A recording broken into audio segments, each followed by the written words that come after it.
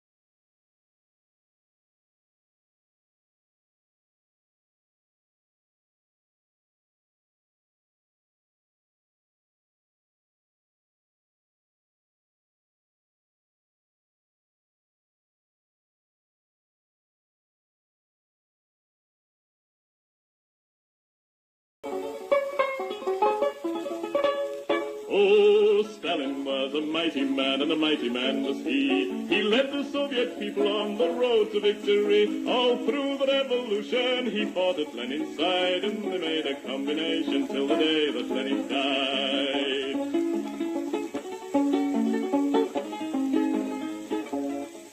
He said, come on, you people, we must work with brain and hand. And then one day the Nazis came into the Soviet land. They plundered to the Volga, to Stalingrad. And then Joe Stalin said, come on, me boys, and kicked them out again.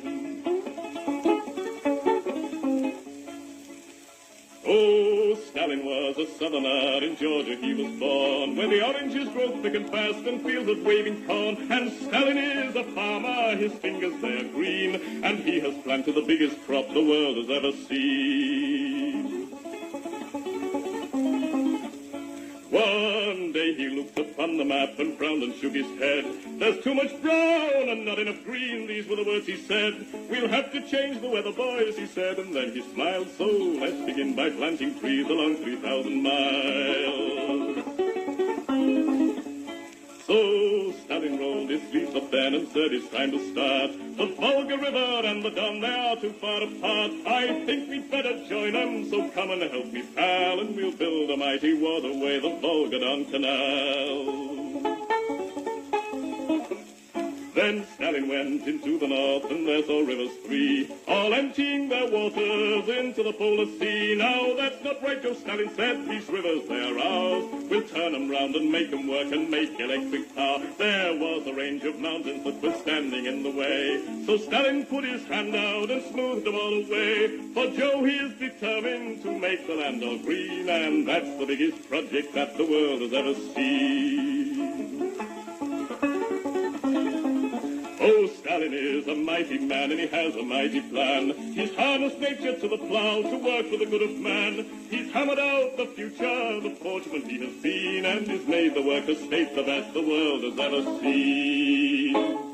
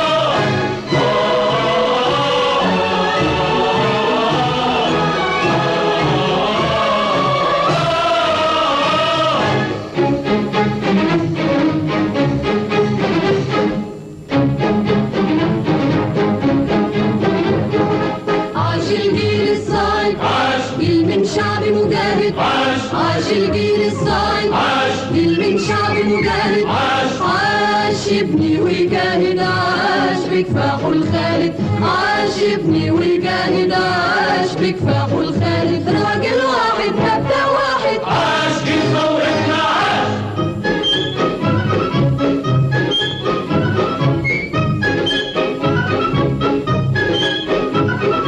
عاش الجندي يوم ما حطم شوكة الاستعمار، كان عنوان النصر الثوري في كل بلد أحرار.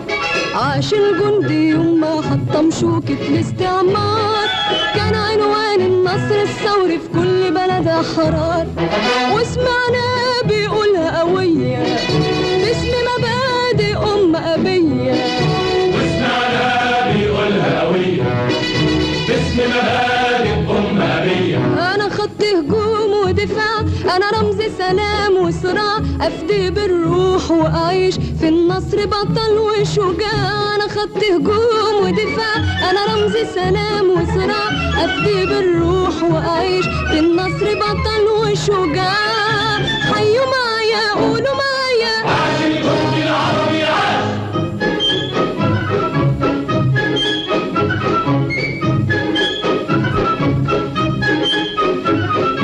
عاش الزرع يوم الشمس ما حست بيها عليه، فرشت نورها وكبر الزرع وهو مداري عليه.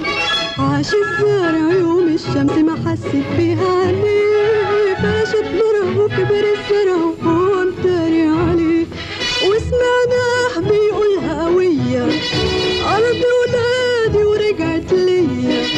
وسمعنا بيقولها قوية، أرض ولادي ورجعت ليا. حرمونا سنين وسنين وافتكروا الناس نايمين، وطلعنا عليهم يوم خلصنا حقهم ملايين. حرمونا سنين وسنين وافتكروا الناس نايمين، وطلعنا عليهم يوم خلصنا حقهم ملايين.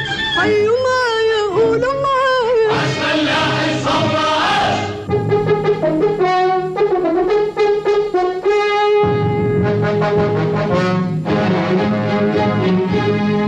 عاش الفن حضارة الأمة يبنيها الفنان، يروي حياتها في غنوة في كلمة في صورة بروح وإيمان. عاش الفن حضارة الأمة يبنيها الفنان، يروي حياتها في غنوة في كلمة في صورة بروح وإيمان.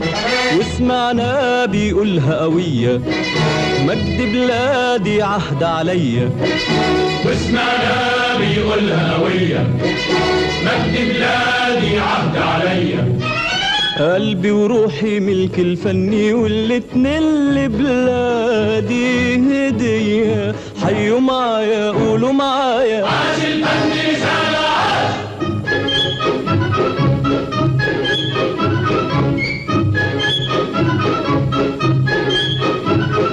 عاش العامل يوم ما فكر يبني البلد ودار، فيها مداخن طالع منها لهب النور والنار. عاش العامل يوم ما فكر يبني البلد ودار، فيها مداخن طالع منها لهب النور والنار. وسمعنا بيقولها قوية، ده إنتاجي وصنع إيديا. وسمعنا بيقولها قوية، ده إنتاجي وصنع إيديا. حققنا بعون الله للشعب دعاه ومنى، والخير زاد منا وفاض والفايض صدرناه. حققنا بعون الله للشعب دعاه ومنى، والخير زاد منا وفاض والفايض صدرناه. قولوا معايا حيوا معايا، عاش عاش العامل عاش.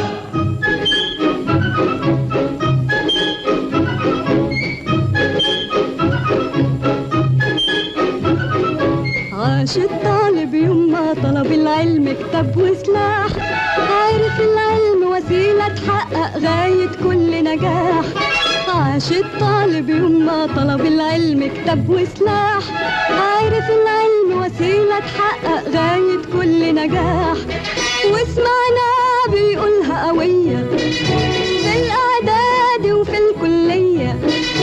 وسمعنا بيقولها قوية في الإعداد وفي الكلية. العلم سلاح جبار بيحول ليلنا نهار يسعى للنور بالنور ويواجه النار بالنار العلم سلاح جبار بيحول ليلنا نهار يسعى للنور بالنور ويواجه النار بالنار حيوا معايا قولوا معايا عاش الجيل الصاعد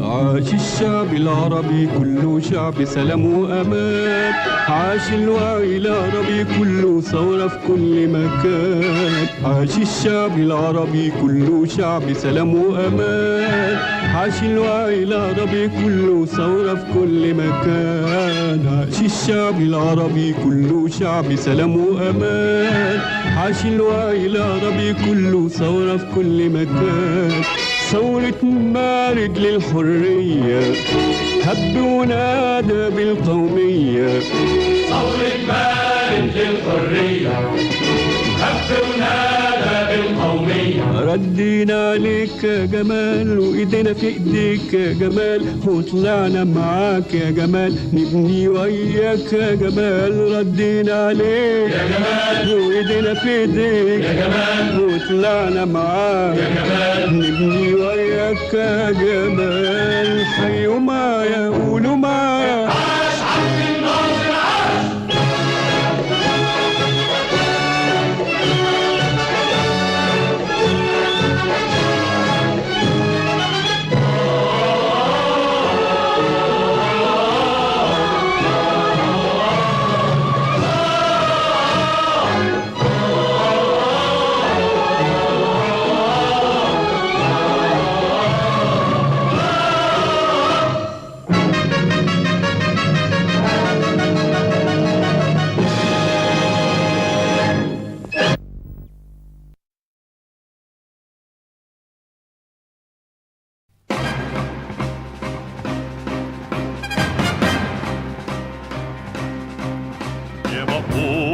Утреннего в жизни важен первый шаг. Слышишь, веют над страною ветры яростных атак. И вновь продолжается бой, и сердцу тревожно в груди. И Ленин такой молодой, и юный октябрь впереди. И Ленин такой молодой, и юный октябрь впереди. Весть летит во все концы, вы поверьте нам, отцы. Будут новые победы, станут новые бойцы.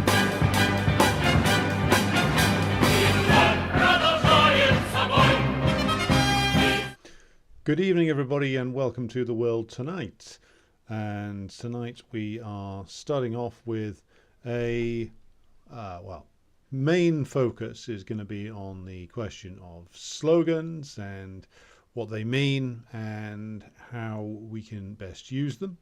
And that's with specific relation to the war in occupied Palestine and the demands for ceasefire now, etc., which, of course, appears to have been partially acceded to by the US imperialists, but we'll see what comes of that. So we're going to get on to that. First of all, though, let's say hello to all those in the chat. So we have Jay, Jerry, Paul McCord, Heidi, my comrade Terry from the Class Consciousness Project, Dan Kovalik, good to see you here, and Lachlan, and Carmo from the Wirral, and Banana Bender from Down Under, and Marco, and Mutanda. Good evening to everybody. If you haven't done so already, be sure to like and share the stream. Now, I would be remiss in my duty as a news bringer of sorts if I didn't mention there is a report going around at the moment to say that there's been a car bombing of some sort on a border crossing between Canada and the United States. The usual suspects are immediately jumping up and screaming that this is a Hamas attack and the usual thing. The much predicted Hamas attack inside the United States or between the United States and Canada. Of course, at the moment, we have absolutely no idea what this is, whether it is even a bomb in a car at all. It certainly, from the footage I've seen, appears to be. Now, what I will say at this stage, given that we don't know anything, is that this, whatever it turns out to be, actually doesn't change the discussion we're going to have, and it shouldn't change our calculations when it comes to the question of occupied Palestine and the Palestinian War for National Liberation. And the other thing I will say is I actually agree with something that the stand-up comedian and podcast host Sean P. McCarthy said on Twitter or X, where he made a prediction to say that if it is indeed a bomb, then the two guys who are reported to have been killed in the car will be known to law enforcement, in heavy quotes, that one, and you won't be able to get access to their files because of national security. And I think that that will certainly be the case, because we can base an assumption on how certain terrorists, so-called, have been handled in Britain, whereby almost all of them were known to the British security services one way or the other. They had a very long track record of interaction with the security services, and yet still managed to run off and perform, if not a suicide bombing, then like a knife attack or something like that. And in the case of the Manchester bomber, not only did he and his family have a long association with the security services, but the British enabled him to go to Libya and come back again. They brought him back on a naval vessel. My point being that the whole question of so-called terrorist incidents in the West needs to be seen again in the light of the Gladio revelations and other things that we've talked about on this program before. The whole question of the so-called strategy of tension run by the Italian secret services in the 60s and 70s and early 80s is a case of this is just an area where they got caught. We know that the British state has done similar things. You've heard Kit Clarenberg talk before about the Belgian state doing similar things. What appear to be sometimes acts of terrorism, acts of heinous criminality, are in actual fact traced back to some kind of intelligence service operation. Sometimes it's deliberate. Sometimes the intelligence services employ the services of people who are unstable and aren't entirely reliable. Sometimes it's a combination of the two. So whatever this turns out to be, bear those factors in mind, that there will be those inside the US deep state who actually do want to push for a full-on war in the Middle East. I wouldn't put it beyond them to do something like this, to be blunt. But we will have to wait and see what it turns out to be. But I'm going to stick with the initial prediction on this one, that if it does turn out to be some kind of terrorist incident, it'll actually, the perpetrators will be very well known to the authorities in the United States and Canada, probably both. So we say hello to Tim Gray, to Irish Partisan, who is in a snowy Minsk. The icy winds from the steppe have finally arrived. So I'm taking it that that's the frozen season beginning both in Belarus and Ukraine. Philbin says, greetings comrades from the Imperial Hegemon. Remember the Alec Station intrigue. CIA enabling travel to the USA of two hijackers, facilitating attacks not beyond imperialist agents. Stay vigilant, comrades. Correct. And Lachlan says, the location is heavily monitored. It's a border crossing. Yeah. So quite why you'd choose to drive your imminently explosive suicide bombing run through a heavily guarded border crossing and failing to reach whatever target that you had inside the Great Satan, I'm not sure, unless of course the story is going to be that these guys blew themselves up too early. Of course, the other possibility is that somebody did to whoever was driving that car what the British intelligence services did to that poor Armenian truck driver who they, when they planted a bomb on his truck and tried to get him to blow up the Kerch Bridge. Of course, he was unaware that there was a bomb in his truck, and it was remotely detonated by either the Ukrainians or the British or some combination of the two. So again, none of these things are ruled out. You shouldn't put anything beyond a motivated party in the imperialist states. The lives of their own citizens mean absolutely nothing to them. That's clear. The lives of people in the rest of the world, especially the colonized nations, mean even less. So we will leave that there. I will come back to it if more develops over the course of the coming few days. No doubt all the ultra-reactionaries in the United States are going to be screaming that this is Hamas, Hezbollah, whoever, doing something in the United States. That's clearly what they're going to be. That's clearly what they're going to be screaming about. So, moving on then to the question of slogans and demands and how they should be approached. Now, I wanted to do this because there's been an active discussion going on for a while now over the question of, well, what usage was the or is the demand for a ceasefire now? What utility does it have? Is this a demand that communists should get behind? Or is it something which comes from the more liberal and pacifist end of the Palestine Solidarity Movement, and whilst not being something that we would actively want to dispute over, shouldn't be something that we should be using ourselves? Now, I should prefix this by saying that, of course, there is a reported agreement on a 4-day ceasefire inside Gaza between the Israelis and the Palestinian National Liberation Movement, and that this is supposed to facilitate the exchange of prisoners, and that there, I believe, 50 or so hostages are being released, and I think it's around about 300 or so from hostages from the Israeli side are being released. So clearly that's a better deal for the National Liberation Fighters.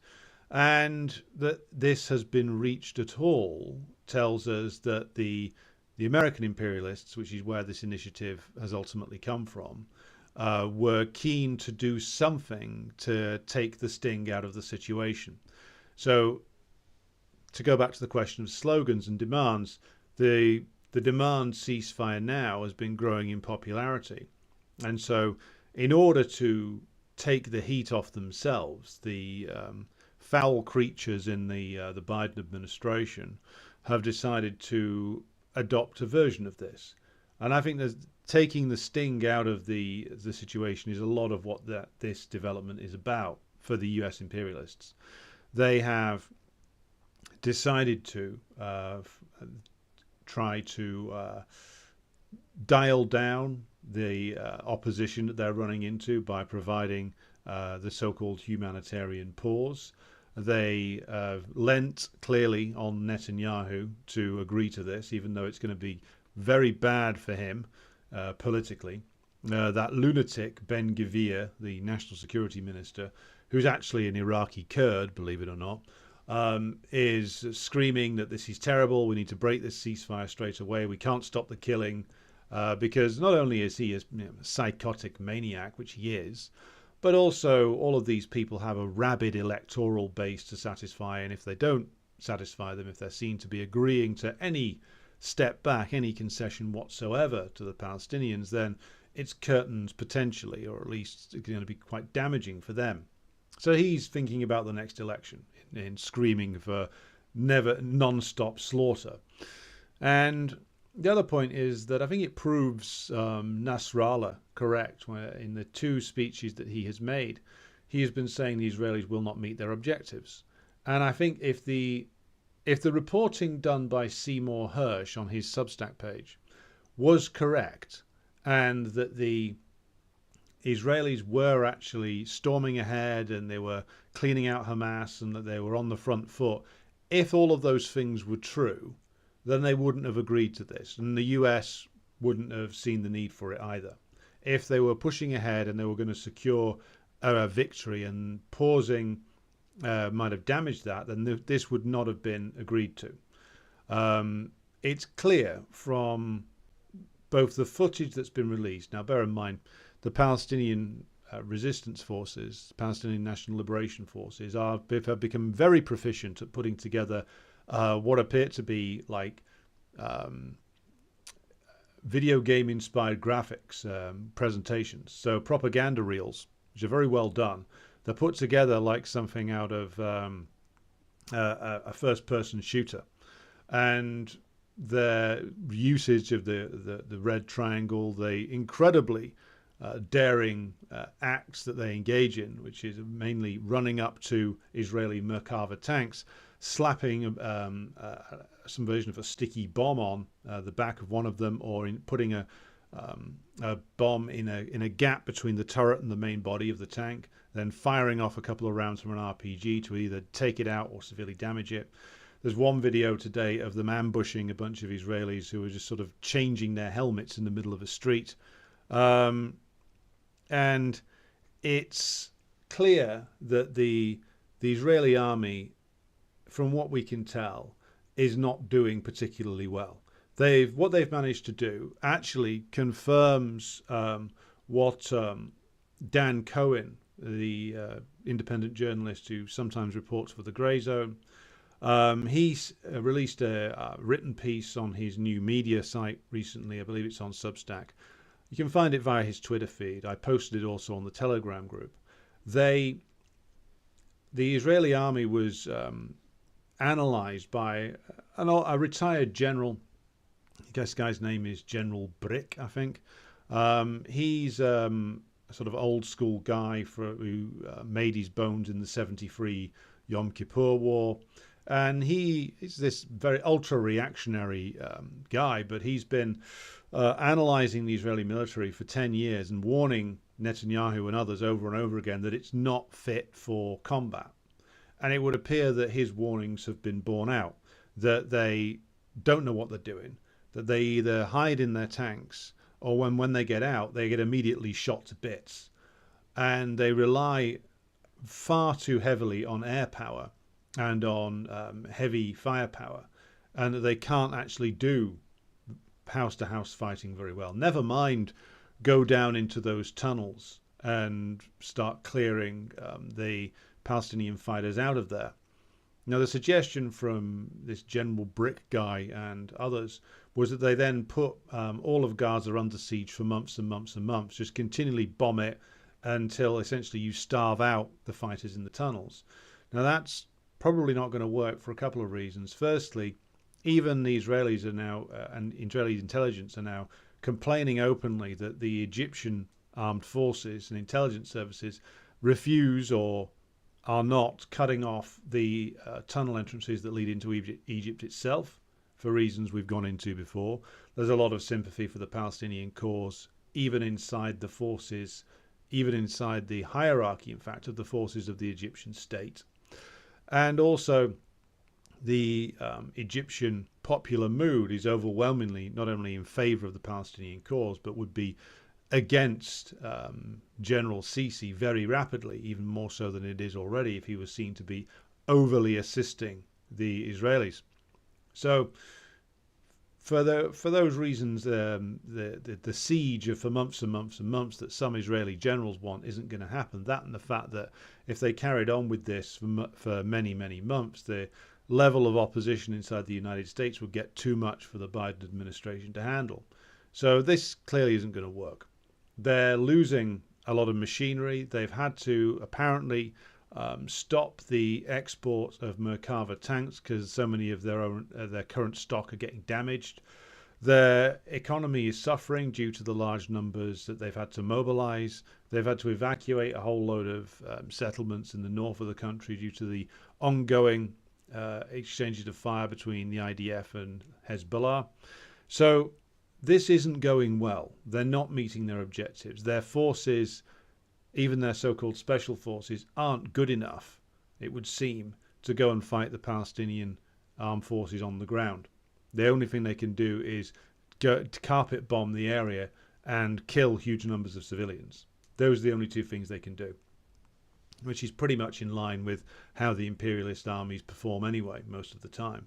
Unless their opponent is demoralized already and poorly led and poorly equipped and picks all the wrong tactics in order to try and counter the imperialists, as the Iraqi army apparently did in 2003, then the imperialist militaries don't perform particularly well, because these are militaries that are basically designed to do two things. First of all, suppress people who are largely unarmed, and also to run police actions, or in some cases they're used for internal repression. They're not actually very good at fighting a motivated enemy who has the chance to shoot back at you. They're only good at, well, death squad stuff.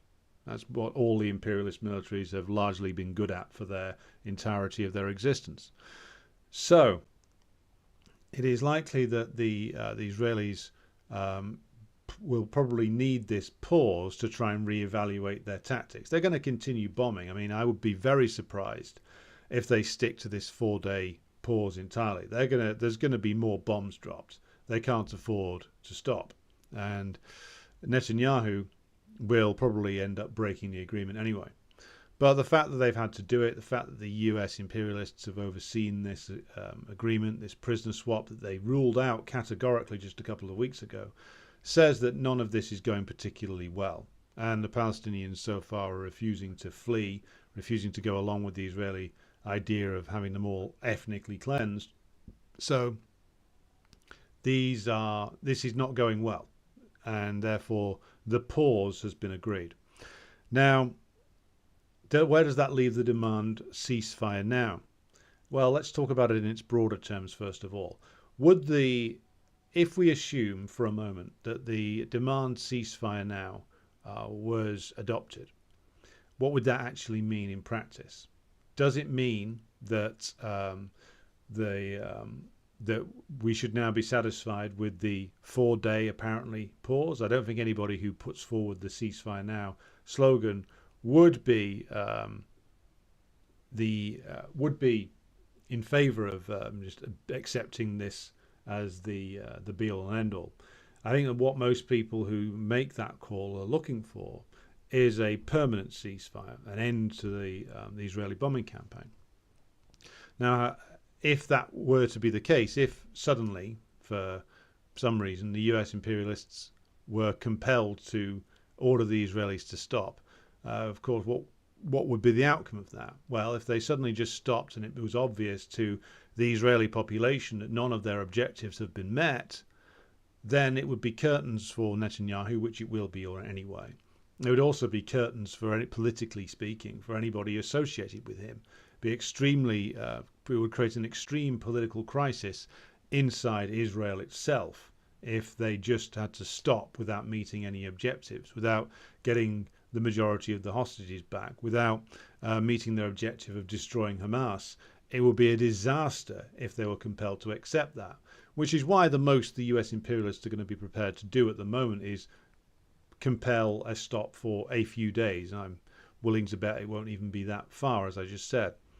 So in a perfect state, yes, the sudden cessation of hostilities, the forced ceasefire would provoke a progressive response inside Israel in terms of the damaging of the the entire political establishment, essentially, and the plunging of this colonial entity into a further existential political crisis, potentially. But it's unlikely that we're going to get that at this stage.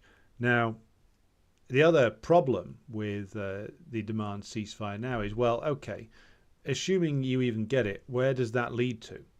Does that lead to negotiations? Well, even though those are going on under the table, so to speak, or behind the scenes, between the US imperialists and the Hamas leaders via Qatar, then it doesn't necessarily mean that there'll be any kind of negotiation out in the open. In fact, that's incredibly unlikely with any Israeli government, or that the US would want to publicly acknowledge that they're prepared to bargain with the Hamas leadership. But a ceasefire, what would it do? Would it just mean that the status quo is restored, the status quo prior to October the 7th? Well, that's plainly an unacceptable outcome for the Palestinian National Liberation Forces and the wider Palestinian masses. So if it's just a restoration of what was there on October the 6th, then that actually doesn't achieve anything in terms of their struggle. So that's a major problem with the demand. Now, again, those who put this forward, many of them just want to see the horrors stopped, and that's entirely correct, humane response when you see the Israelis bombing children and mass murdering entire families. People want to see it stopped. But here, if you're a communist and you want to develop a more thorough understanding of the situation and encourage others to do so as well, you have to look at, well, what is it that the Palestinian National Liberation Fighters were actually trying to achieve with the operation on October the 7th? Well, first of all, it was the concern about the violations of the Al-Aqsa Mosque, hence the name Al-Aqsa Flood, that they wanted to bring those out into the open and force those violations of the third most holy site in Islam to stop. So that's one objective that's been stated. The other is, of course, the seizing of prisoners was meant to, and indeed is now, facilitating a prisoner exchange for the thousands of Palestinians who are held hostage by Israel. And this was another objective of Al-Aqsa Flood, an objective which, as I say, is starting to be met following the Israelis earlier on specifically ruling it out. The more wide objective is to kill off the normalization process which Netanyahu was trying to pursue with the Saudis, and to, this was perhaps a little bit unspoken, but to damage the plans of the Arab reactionaries around normalization with Israel, which undoubtedly the operation has achieved success there. The enormous outpouring of solidarity amongst the Arab masses with the Palestinian struggle has revived the solidarity that has always been there and that the Arab reactionaries have been trying to kill off. So it's made so-called normalization much, much more difficult for the Saudis and the Qataris and others. The UAE, of course, has still gone ahead and done their usual thing of being the quickest sellouts possible. But as we've covered before, this is a regime which is wholly controlled by US and British imperialism. It was put in place by them. It's even worse and more reactionary in that sense than the Saudis. So their actions shouldn't be a surprise. But it's certainly restraining the ability of, like, the Saudis themselves, the Jordanians and the Egyptian regimes to carry on selling out. So in that sense, the operation has been a success. Now, some will say, of course, that this comes with a very heavy price, and that is true. As we've covered before here, whenever a war of national liberation is waged, the price that the imperialists will extract from the people who are trying to free themselves is always horrific, because that's how imperialism always responds. Again, just look at what the French did, look at the amount of killing that the British did in India and Kenya and other places, and you can see that the response of the Israelis is nothing new. They are acting entirely according to type. So the demand for ceasefire now doesn't really take into consideration what the objectives of the Palestinian national liberation struggle are at any given time, or, as Nasrallah has commented upon, the fact that there is this wider war going on, of which Palestine is the center, but you have a wider war for national liberation inside the Middle East going on right now. You have the ongoing struggle, which it takes sometimes military forms, sometimes political forms in Lebanon, for not only the return of all of Lebanese territory that is still under the control of Israel.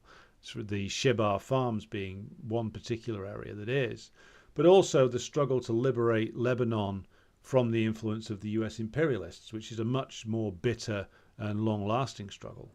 Then you have the struggle inside Syria, not only for the return of the Golan Heights, but for the eviction of US imperialism from northern Syria. Then you have the same struggle inside Iraq for the evicting of the remaining US occupying forces. And of course, you have the actions of the Yemenis and their heroic actions in the last few days, where they have launched a naval operation which successfully seized a very large Israeli-owned container ship and did this in the middle of Saudi territorial waters and piloted it back to Yemen. Now, either the Saudi Royal Navy is completely incompetent, which is possible. Any force which is extensively funded and armed by the US imperialists is never particularly good, it seems, except at killing civilians. Or, in another likelihood, potential outcome, is that some in the Saudi hierarchy are looking the other way when it comes to these things. Either way, that's rather worrying for the Israelis and the US imperialists. But the point is that the struggle of the Yemenis and their very ever more advancing military capabilities presents another aspect to this struggle. And this is a struggle which they are, of course, winning bit by bit by bit. So the wider struggle, particularly when you look at Lebanon, Syria and Iraq, which are all specifically taking action against the US imperialist forces in order to aid the struggle in Palestine, this is something which the demand for ceasefire now doesn't really calculate. And that's why I say it comes from a decent and humane place, but it comes from a pacifistic place. So it's a demand put forward by people who, and here I'm more talking about the leaders of like the Palestine Solidarity Campaign in Britain and other equivalents that you'll find in the other imperialist nations. What you find is that a lot of these people are essentially pacifists. They're not Marxists. They're not Marxist-Leninists, certainly. They don't actually call for the victory of national liberation struggles, because to do so would put them on a collision course with the British or the US state machine, which label these struggles as terroristic. And you generally find that they are obsessed with the idea of bourgeois political respectability. In Britain, we had a very clear case of this when the Palestine Solidarity Campaign suspended the leadership of its Manchester branch, and this is detailed by an article written by Asa Winstanley on his Substack, for putting victory to the resistance on their website. So that's how tightly controlled they want this to be. They want to keep as far within bourgeois respectability as possible. But that leads us to the question of, well, what should we do as communists? Should we be putting forward to the slogan, victory to the resistance, or victory to the Palestinian national liberation struggle, something along those lines? And in my view, that's certainly what we should be doing. If you think about slogans, victory to the resistance is short and everybody can understand it. It's much more likely to, if you're, as we are, handing out leaflets with that kind of thing on it, it's much more likely to lead to a more interesting political discussion with somebody you're handing out the leaflet to. They're much more likely to want to know more about what you're doing if you're putting that kind of thing out there. And in my experience of handing out a lot of leaflets on these demonstrations over the past month now, what we're finding is that a lot of people are not only ready to hear that, but ready to get on board with it. Because to them, to many people, aside from those who are demanding a ceasefire, in fact, even to some of those who are chanting ceasefire now, the victory of the Palestinian national liberation struggle is something that they do support. And I think it's time to be more, well, we're certainly doing it, but popularizing the idea that we support a national liberation struggle and that we're not ashamed in doing so. And also that in order to get over this rather cowardly and stupid position that the petty bourgeois left in Britain and the United States has got itself into, whereby they immediately shit themselves as soon as somebody says to them, well, do you support Hamas? Which is the Piers Morgan angle that he took with Jeremy Corbyn when Corbyn refused to say that Hamas were terrorists, but of course Len McCluskey, the disgraceful old trade union bureaucrat next to him, immediately said that they were. So the question of saying victory to the resistance or victory to the Palestinian national liberation struggle or something like that opens up then that question of like bourgeois respectability, bourgeois legality. And of course this isn't the first time there was a serious demand by like reactionaries in Britain to completely criminalise support for the ANC. Anybody who supported the Irish liberation struggle was harassed by the state back in the day. So again, this isn't exactly new territory for the British state. But one thing that I think that does do is it forces the conversation to happen with people you're handing out leaflets to, people you're talking to about, well, what about Hamas? And that's an important question to raise, which is, well, the fact that you're expected as a good leftist to say, oh no, I can't possibly support Hamas, the Owen Jones position. Whereas we say we support the Palestinian national liberation struggle. And that Palestinian national liberation struggle has Hamas and their armed wing, the Al-Qassam brigades, as central to it. Now, the Israeli propaganda, bad though it is, has been trying to link Hamas with ISIS. But of course, if anybody's on the side of ISIS, it's actually Israel, given the extensive ties that have been chronicled between Israel and ISIS. But the role played by Hamas and their popularity amongst the Palestinian masses comes from the fact that the corrupt and comprador elements that were in control, thoroughly in control of the PLO and Fatah, especially intensifying their control after the death of Arafat. The popularity of Hamas initially was essentially a rebellion against a deeply corrupt and compromised leadership. And the fact that, of course, the Al-Qassam brigades and Hamas are in this joint national liberation force with two different Marxist groups, PFLP and DFLP, and, of course, Palestinian Islamic Jihad and others, shows that you have a genuine national united front. So we support the national united front of the Palestinians in their struggle for liberation, of which Hamas is at the center of it.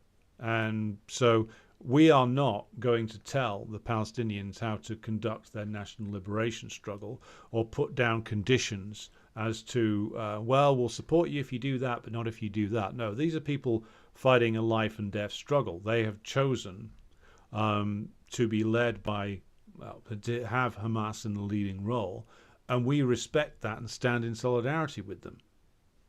No two ways about it. And this sort of cowardly and sort of cringy running away from that just shows how absolutely fucking useless and obsessed with respectability politics that the petty bourgeois left is in Britain and the United States. And when you get some bourgeois cretin or some reactionary try to browbeat you, if you just stand your ground and don't back down and argue that you support a national liberation struggle, they'll run out of juice and get tired, because what the tactics that they use, if they can't get you to cringe away from the question like an Owen Jones would, or to refuse to answer the question like a Corbyn would, if they can't get you to do that, then they kind of run out of steam. They don't know what to do then.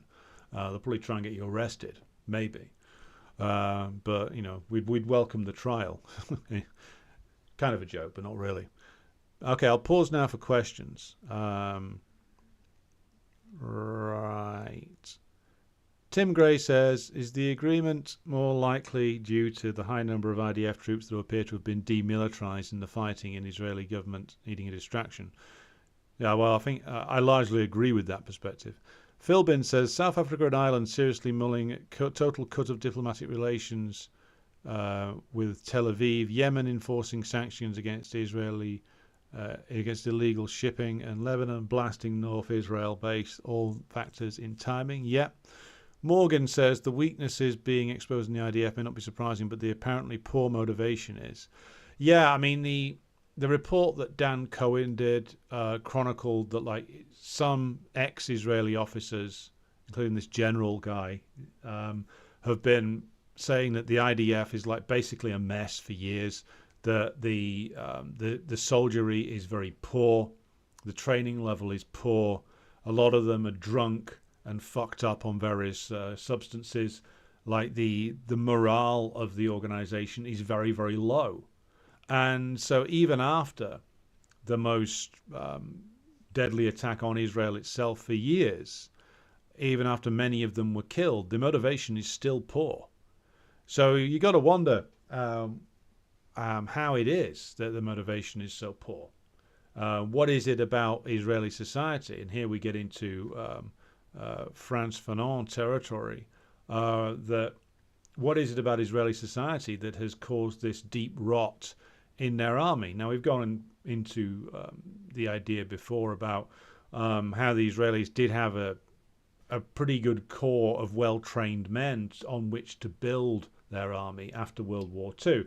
Many who'd fought in the British Army in World War II, some who'd fought in the Red Army went to Israel and formed the basis of the IDF. So for a generation, they did have a solid core of officers who'd actually experienced like serious warfare and were able to build a competent armed force as a result. That's all long gone. There's stories of the decline in the quality of the IDF as early as the 1980s. And so the casualty-averse nature that is cited as being a problem for Israel, I mean, that's part of it. But I think it's less casualty-averse. It's more that there seems to be a chronic morale problem, which means that the army itself can't take casualties. The army itself can't overcome too many difficulties. And that points to a much bigger issue with regard to Israel, which is sort of an existential problem, which is if you can't motivate even the fanatical types to properly fight for your state, even against essentially what is a very well motivated and armed guerrilla organization, if you can't motivate them to even turn up properly and organize themselves effectively, then you're pretty screwed, because it points to a deep rot in Israel, which I think is worth us coming back to investigate what are the actual conditions on the ground in Israel, societal wide conditions that would actually affect the motivations of even like utter reactionaries that are going into battle with the Israeli army. I mean, you hear all kinds of stories, and I've read some reports about Israeli society being deeply corrupt, deeply degenerated in terms of it being a sex tourist capital, a bolt hole for various hideous sex offenders from the United States and Europe, a center for organized crime, again, a deeply corrupt political culture. All of these factors are a sign that something is deeply wrong in this society that they have built. And that all feeds into the motivation and morale question, I think. As well as, of course, the psychological damage that the being an occupier and being asked to be on 24/7 brutalization duty can do to people, even people who seem to be enjoying it, you know. Irish Partisan. Oh, hello to Movie Maker Joe. Good evening to you. Irish Partisan says the Free State reactionaries in Dublin are in lock with the forces of US-UK imperialism, will never cut relations with Israel. They also allow US Air Force planes to free use of Shannon. Yeah, good point. I can't see the Irish bourgeois breaking diplomatic relations, not only because, of course, they're just craven, but also because they take their orders from Washington and London, and they're not going to do that. They're not going to defy Washington and London unless they've got permission to do so, written permission to do so from, if not Biden, then somebody in the State Department and somebody in the Foreign Office. Hello to Arnold, who's tuning in. Hello, glad you're enjoying the show. Philbin says, I got a few slogan, one kind of cheeky as you Brits say. First serious, peace through liberation now. That's pretty good. Right to resist, right to return. And silly, on the land and on the sea, socialism is for thee. That sounds more like a pirate jig, but maybe that's what we need. Irish Partisan says, did you watch the interview that Piers Morgan did with Andrew Tate on Palestine? I haven't seen all of it. I've seen a couple of clips, and if Andrew Tate's agent has instructed him to recover his reputation, then doing an interview with Piers Morgan on Palestine is the quickest way to do that, because Morgan is such an idiot and such a wholly unsympathetic presence that even a sleazy bastard like Andrew Tate undoubtedly is going to come out of it looking better through an encounter with him. So whoever's doing Andrew Tate's PR has clearly scored a win for this week, because you put him in with Piers Morgan, Andrew Tate immediately becomes more sympathetic. Jerry says there's a good talk from Scott Ritter where he explains how he used to support Zionists, but Net thinks the 710 operation was amazing. Well, he's an interesting figure, Ritter.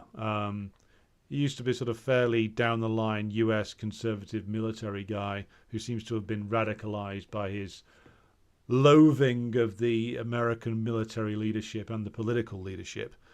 And he's becoming more and more anti-imperialist in his statements. And the 7th of October operation, even Israeli commanders admit that it was very impressive. And now, of course, we know that a huge number of the civilian casualties actually did come from the Israelis panicking and just having the helicopter gunships and the Air Force open and the heavy armor open fire on everything at once, killing a huge number of Israeli citizens in the process. Yep X says, hello, I stumbled on your show a day or so ago. I really enjoy it. Well, glad you're enjoying it. Be sure to like and share the stream wherever you can. And Yep X also asked, do you have an introductory video to communism and Marxism to educate the ill-informed and also debunk common myths and talking points? I don't have that, so maybe we'll do it in the future. Mutanda, apologies for my ignorance, but wouldn't Marx Lenin frown upon a religion being central to a resistance movement? Thinking of Islamic Iran being a product of anti-communist US activity. Well, I would say two things about that. I would say that, well, for Marx, he welcomed progressive developments wherever they came. And for him, he supported, of course, the rebellion of 1857, the first Indian War of Independence. Some of the motivation there was national sentiment. Some of it was religious sentiment. Marx and Engels supported that, even though it was, again, motivated by Hindu and Muslim religious sentiments, some of it at least. So they had no problem supporting that because they saw that the progressive outcome was the destruction of British imperialism in India if they had won. So they had no problem doing that because they, as proper dialecticians, were able to identify where the major contradiction was, where the primary contradiction was, and the primary contradiction was British imperialism. So if a religiously inspired movement helps to damage or destroy British imperialism, then that movement is to be supported. And same with Lenin. I mean, the example is always used about the Bolsheviks supporting the Emir of Afghanistan. And same in our time. With regards to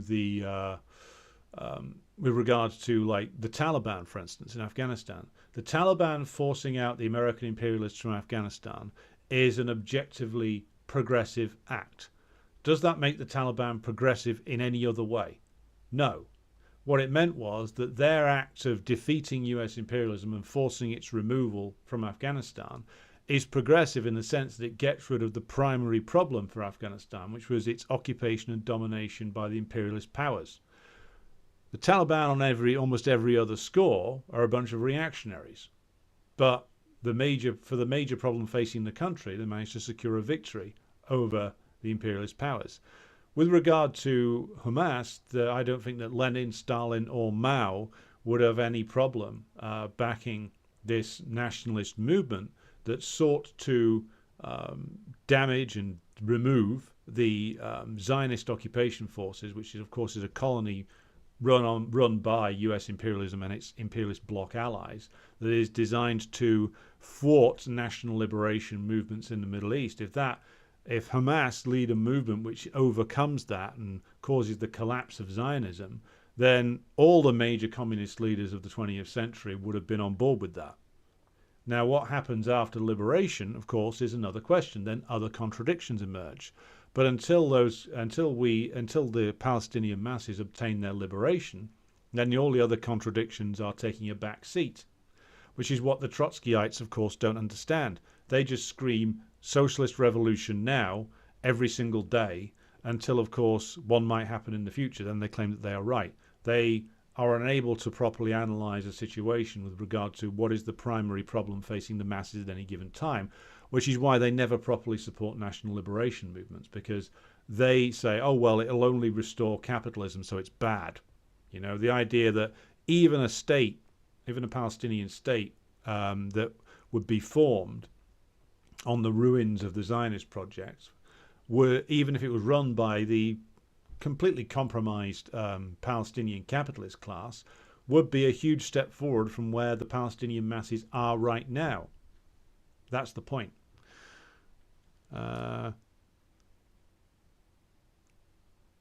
Well, in answer to YepX's point, Ritter claims that he was framed with regard to that. I don't quite know what the truth is. Again, I wouldn't put anything past the FBI and others in terms of framing people, especially somebody like Ritter, who'd stuck his neck out and made an enemy of the US state. So he claims he was framed.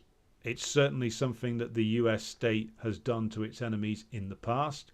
We know that they stitched up Julian Assange using sex crime charges, and it turns out what they were after him for was his work on WikiLeaks.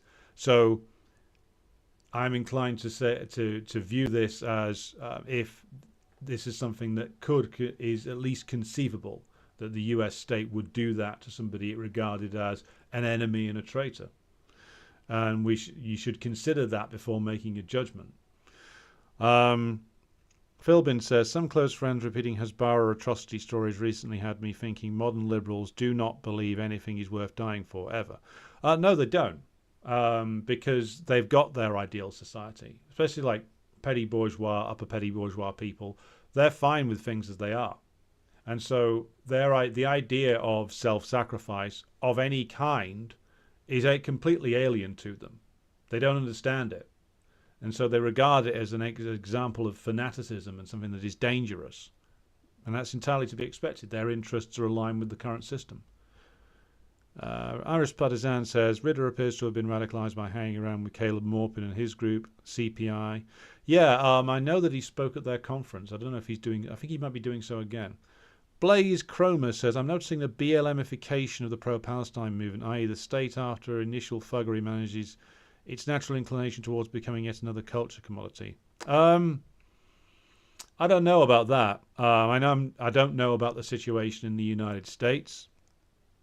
From what I can see, though, the entirety of the political structure is almost uniformly hostile to the pro-Palestine movement. I mean, the BLM movement had Mitt Romney marching on a BLM march. I don't think Mitt Romney is going to be making an appearance at a pro-Palestine demo anytime soon. Correct me if I am wrong on that one. If Mitt suddenly donned a keffiyeh and gone to a Palestine Solidarity March, let me know. I don't think Joe Biden's going to be taking the knee for Palestine in the Oval Office, or is Kamala. I don't think that the leadership of these pro-Palestine Solidarity Campaign type organizations are going to be able to buy an extensive property portfolio with the money that they've scammed off people the way that some of the BLM leadership were. So I don't agree with your suggestion there. Again, if you've got other information about this, feel free to provide it. I'm happy to discuss it. With regard to your broader point, look, and this is why we're discussing slogans and demands tonight.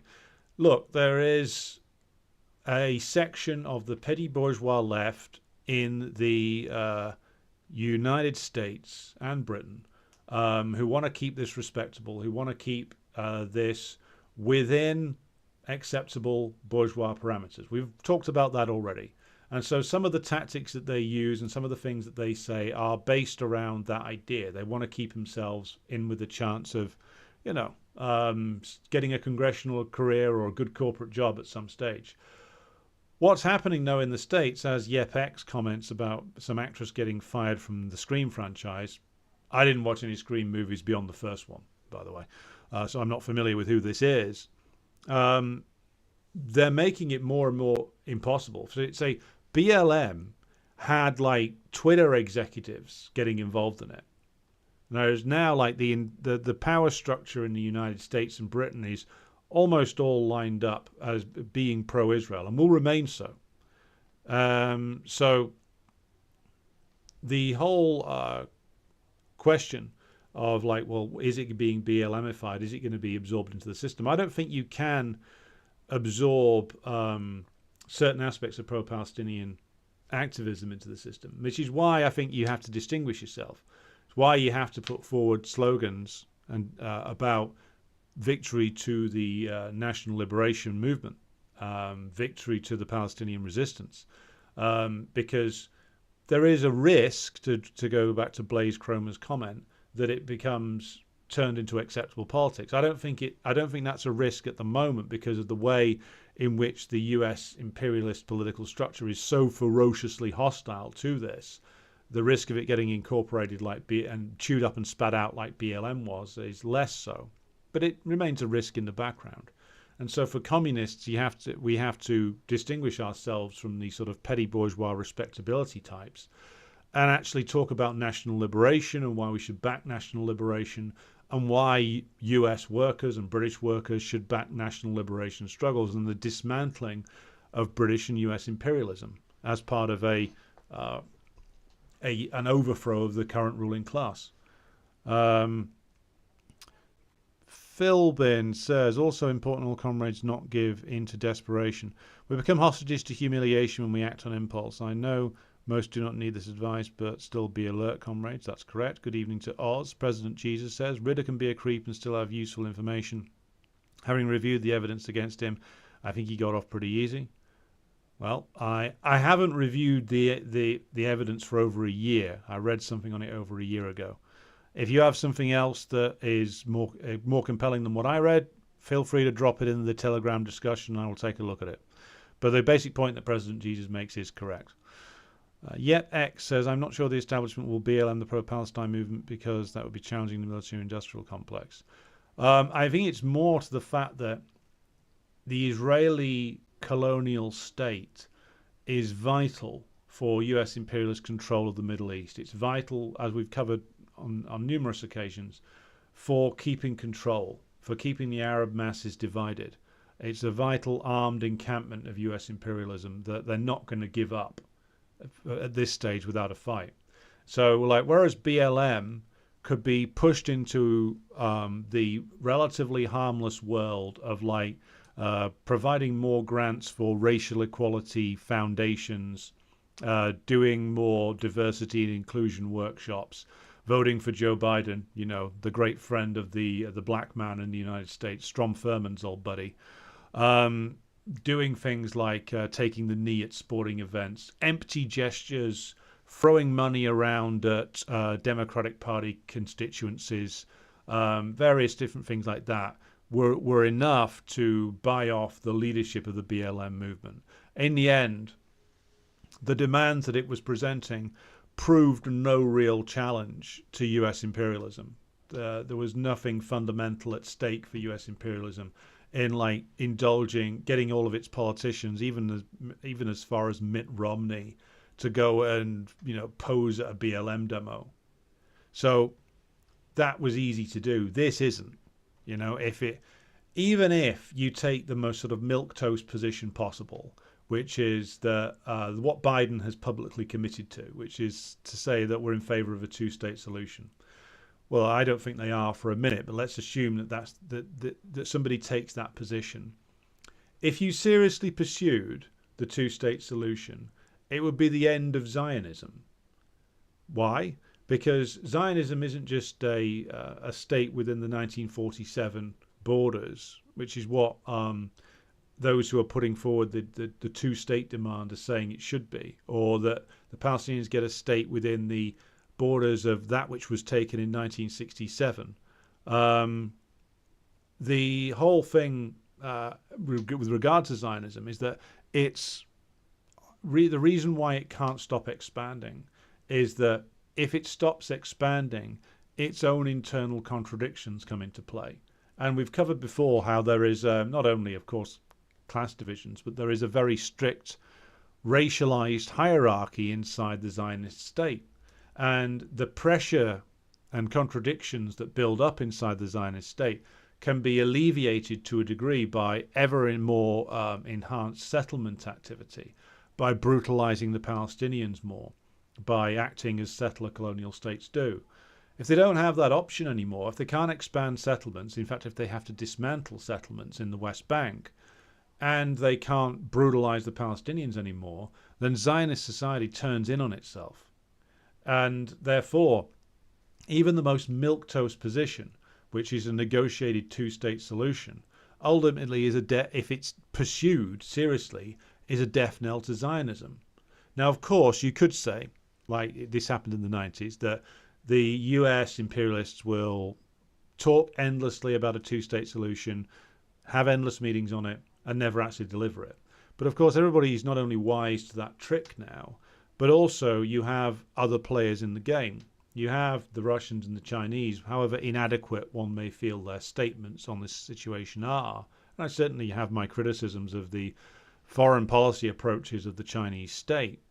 The fact that they're all lining up with the Arab states in demanding a two-state solution is significant, given that there is now a stated objective from the Russian government to remove the peace process from being dominated by US imperialism. Now, Lavrov has said that there needs to be, and I think Wang Yi said this as well on behalf of the Chinese, that the 2002 Saudi peace plan and the UN declaration of 2002 about peace, the peace process, needs to be the basis of a discussion, needs to be the basis for negotiation, and that the US needs to stop monopolizing the peace process. All of which, if seriously enacted, would be fatal for US imperialist interests in the Middle East, which is, of course, why the US isn't going to agree to it. They're going to try everything they possibly can to block any attempt at a Chinese, never mind a Russian-led, negotiated initiative. So, again, like even the most milquetoast position now would be fatal for Zionism, would be fatal for the Israeli colonial enterprise, and thus would be damaging to US imperialism. So let's bear that in mind. That's why I don't think it's going to get fully BLMified, to answer Blaze's point. Right, okay. That leads us up to about an hour. I'm going to knock it on the head for tonight. I thank everybody for tuning in. Be sure to like and share the stream if you haven't done so already. Join me tomorrow, because they're going to be doing a pre-recorded show on Patreon on Wretched of the Earth by Frantz Fanon. Second one of those. There'll be an announcement coming up soon about the opening up of political education and discussion groups on our Discord server. So when I've worked out how to do this properly, there will be a Discord group opening up where you can join a reading group on Wretched of the Earth, and maybe we'll do more of the political education introductory classes on Discord in the future if there is an enthusiasm for it. So thank you everybody for tuning in. Thank you to everybody who's asked questions for tonight, and I hope you'll join me again tomorrow at the same time. Good night and solidarity. Oh, Stalin was a mighty man, and a mighty man was he. He led the Soviet people on the road.